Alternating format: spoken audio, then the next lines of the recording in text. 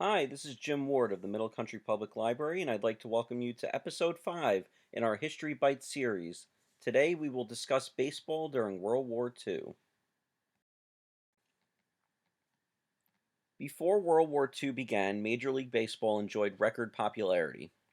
In the 1941 season, Ted Williams batted a record setting 406. Joe DiMaggio set a record with hits in 56 consecutive games. 41-year-old Lefty Grove won his 300th career win, and the New York Yankees collected an unprecedented ninth World Series championship. However, 2 months later, on December 7th, 1941, the United States was attacked at Pearl Harbor in Hawaii. After the attack, a shortage of gas and rubber led to the suspension of all automobile and motorcycle racing. The ban remained in place for the duration of the war as resources were allocated to the efforts in the Pacific and Europe. Over 500 major leaguers and 4,000 minor leaguers saw action in World War II.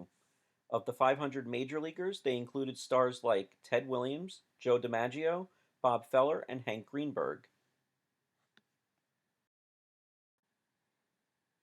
Bob Feller, pictured left, joined the Navy in December 1941 of his own accord.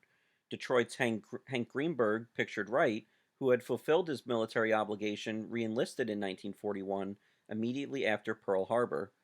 Players gave up the prime of their careers to be part of the war effort. Along with future Hall of Famers, many other quality major leaguers enlisted or were drafted, significantly lowering the quality of play.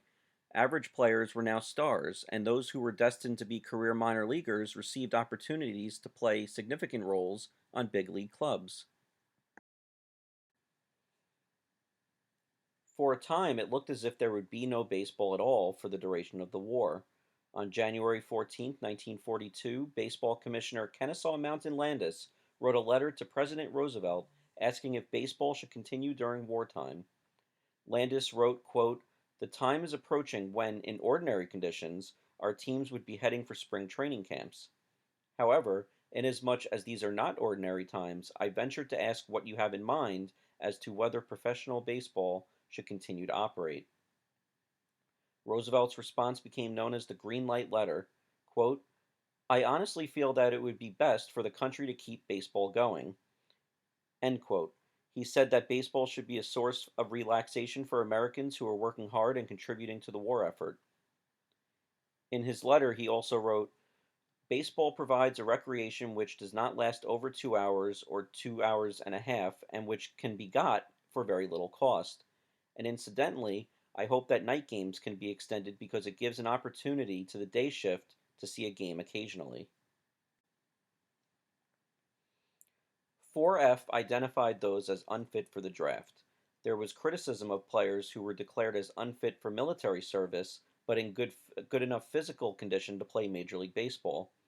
It was emphasized, however, that players were found 4F by Army and Navy doctors. Close to 50 4Fs were drafted late in the war, only to see the need decrease as the war waned. Baseball also noted that some 4Fs were serving in defense industries.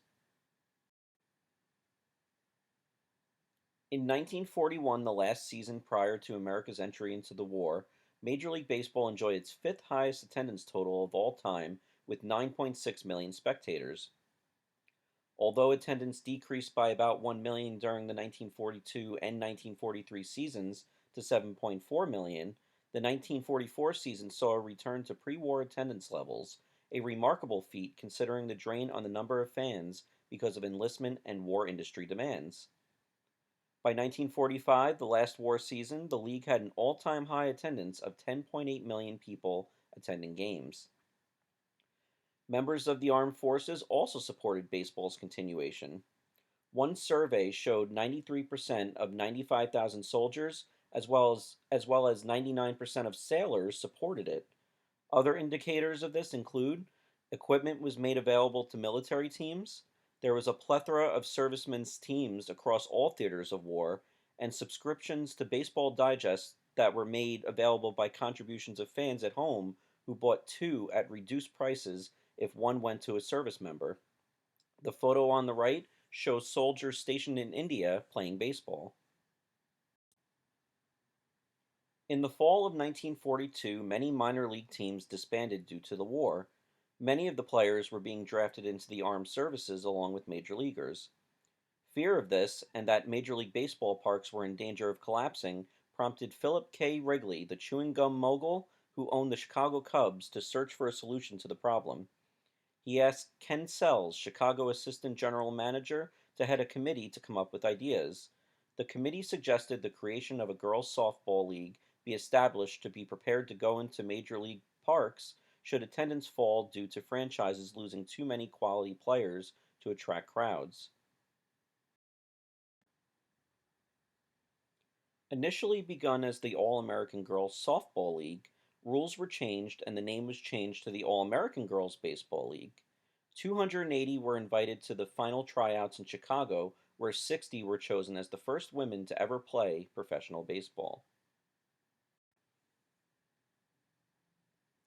Four non major league cities were chosen that were in close proximity to the league's Chicago headquarters. These teams were the Racine Belles and Kenosha Comets in Wisconsin, the Rockford Peaches in Illinois, and South Bend Blue Sox in Indiana. Teams consisted of 15 players, a manager, a business manager, and woman chaperone. Salaries ranged from $45 to $85 a week plus. The girls were also required to attend evening charm school classes with Helena Rubinstein's beauty salon. Each player was taught proper etiquette and every aspect of personal hygiene, mannerisms, and dress code. Beauty kits and instructions were given to each player.